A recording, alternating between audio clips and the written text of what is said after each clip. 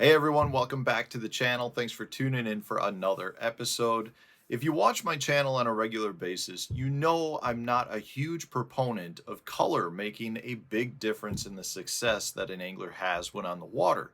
Now, having said that, I do think if you're fishing jerk baits, your color matters more with that technique than almost any other technique out there. And that has to do with the fact that when you're fishing a jerk bait, generally, you're talking about clear water, and a lot of times you're adding long pauses into the bait. So the fish get a really good look at the jerk bait versus other baits that are generating more reaction strikes, and the fish have to react to it immediately or not bite it at all. And they tend not to get nearly as good a look at your bait as they do with a jerk bait. So I figured I'd do a video today to go over the jerk baits, some of the colors that I really like to throw, but more importantly, kind of the hues and the shades of jerk baits that I like to throw under certain circumstances.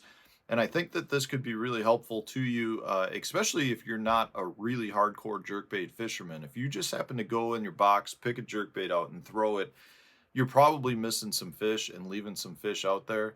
And I think some of these tips are really going to help you. Now, if you like today's tip, you might want to also check out my members only channel. You can go to my YouTube homepage, click the join button, find out everything you need to find out regarding the members only content. But we do a lot of additional content that covers tips like this. Also, if you want to support the channel in another manner and you're looking to purchase tackle, please use my Tackle Warehouse affiliate link. I'll put the link in the video description for you. You can bookmark that and use it in the future as well. And that's very, very much appreciated. All right, so let's talk about jerk baits a little bit. You know, we've talked over the last couple weeks, we've had a bunch of videos regarding jerk baits, talking more about size and diving depth, things like that, but we have not touched that much at all on color. Now, for me, there's a couple of rules of thumb that I like to follow. If I'm fishing really clear water, so I'm talking in that, I'm going to say 6+ foot of water clarity or more, I'm almost always going to go with a bait that is transparent. And what I mean by transparent is a bait that you can see right through. So the reason I like to do that is they tend to blend in better with their surroundings. If you have a lot of light penetration, the bait kind of absorbs that sunlight and dissipates it without reflecting it. If you have a solid colored bait, that bait tends to reflect the bait more. So for me, if I'm fishing really clear water, I like to have a transparent bait because it allows the bait to blend in better and it just makes the bait look more natural in the water. So if I'm fishing clear water, I'm always going to be throwing a transparent colored bait. Now, if I'm fishing water that has some water discolor to it or just not as much visibility, so, you know, we're going to talk in that 2, 3, 4 foot range, that's when I will go with a bait that's opaque. So a bait that is not transparent, you know, one that's just a solid colored bait and one that just allows the bait to get a bigger profile. And because it does not have that transparent characteristic, it actually reflects more light and it gives the fish the ability to locate that bait easier, which in clear water, I almost don't want them to key in on it as well as I want them to in that dark colored water. So in off colored water, I'm going to be throwing an opaque bait. Now, it's not just that simple as transparent and opaque.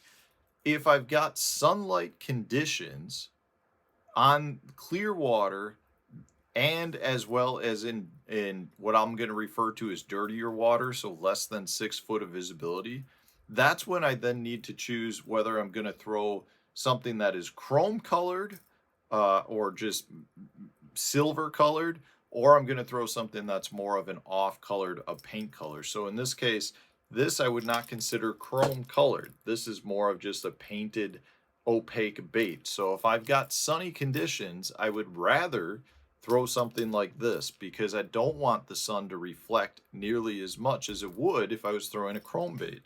So if I was throwing something like this Rogue, these two colors are actually very similar except for the fact that one is chrome and one is just more of a painted white. If it's sunny out, I'm throwing the painted one. It's going to reflect a lot less light. If it's cloudy out, I'm going to go with the chrome because I want there to be some more reflection. And if we've got low light conditions or it's overcast, that chrome will give me a little bit more flash than I would get from this, but it's not going to be a lot of flash because the sun isn't out to create huge reflection. So the same thing can be said for in my clear water situation. So if I'm in clear water situation and the sun is out, I really like to throw a bait that is just straight opaque.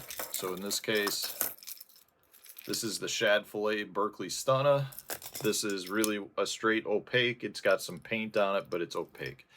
If it's cloudy out and I'm fishing really clear water, I still want a transparent bait, but I like having a little bit of that reflective paint in it. So in this case, this is the Berkeley Stunna 112 plus 2, and this is the Wakasagi color. It's a great color, but the bottom of it actually has a little bit of chrome in it.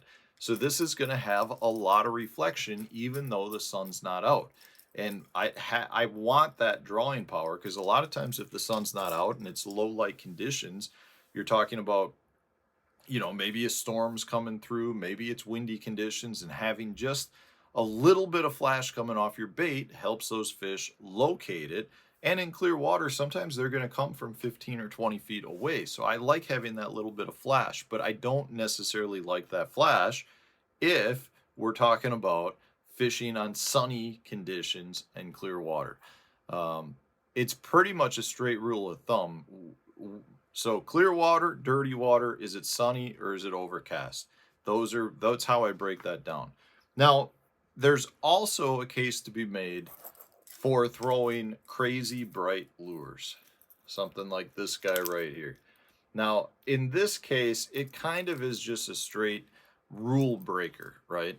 So for me, I will generally, if I'm going out and I know I'm jerkbait fishing, I'll have one really bright bait rigged up as well, because there are times, generally we're talking in the spring, when you've got water temps that are getting close to the spawn, there are times that these baits, these bright baits, just create a really crazy reaction out of the fish. Like, I can't explain why they like it, other than the fact that it looks like it just annoys them to a point where they just want to get rid of it, and so they go and attack it. The other rule of thumb comes down to play with smallmouth. Smallmouth generally get agitated by bright colors, so I will tend to throw a really bright colored bait for them as well if I know I'm going to be jerkbait fishing. Now, even though I use them a lot, I don't rely on the crazy fluorescent colors. I tend to find that there is a time where that color, not necessarily that one, but a really bright one, will generate more strikes than anything else. It's got great drawing power, but I could not specifically tell you what it is on those days that makes that bait good. So I tend to have one rigged up, ready to go. I'll work it into the rotation. If it's working, I stick with it. If it's not working, I'm not necessarily going to stick with it.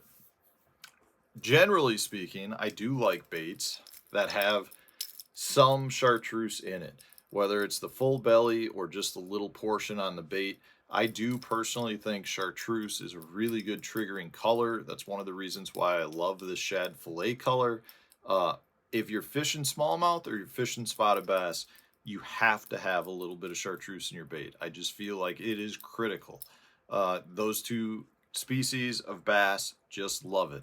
Largemouth love it too, but spotted bass and smallmouth, there's something special about a little bit of chartreuse in it. I also feel like when you've got a little piece that is brighter, whether it's chartreuse or you've got a little bit of, say, orange blush on the bottom, a lot of times that gives the fish something to key in on, and I think that helps as well. Now, there's two other colors that I do want to talk about that I think is very critical that you have some of in your box. Now, the first one is critical if you happen to fish up north. There are a lot of lakes up north that tend to have really good yellow perch populations, and they are a primary forage of both largemouth and smallmouth, and walleye and muskie and pike. And there are times where a perch colored jerkbait is absolutely the deal. If you're going to places like a Champlain or an Oneida or some of the lakes up here in Wisconsin, there's just such a heavy population of perch, and the schools are so big that they're just predominant forage species. And there's times the fish really like to key in on them.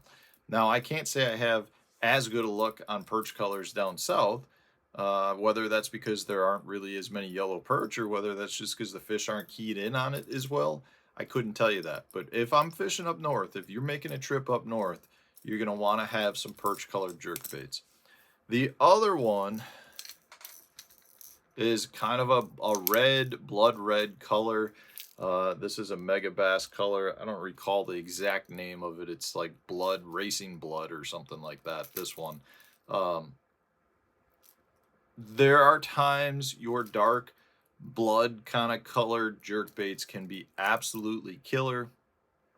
For me, it generally is more of a spring pre-spawn bite, and it's also a post-front bite. So if you've got a front that's moved through, there is something special about a dark red color. I'm not talking about bright red like this guy. I'm talking about a dull, toned down red color. It's actually a really difficult color to find a lot of baits. I've custom painted a bunch myself, but there's something special about that. And at this point, you know, if I pull up my jerkbait box, I've got probably, I don't know, 7 or 8 versions of that in my box just because I know how powerful it can be.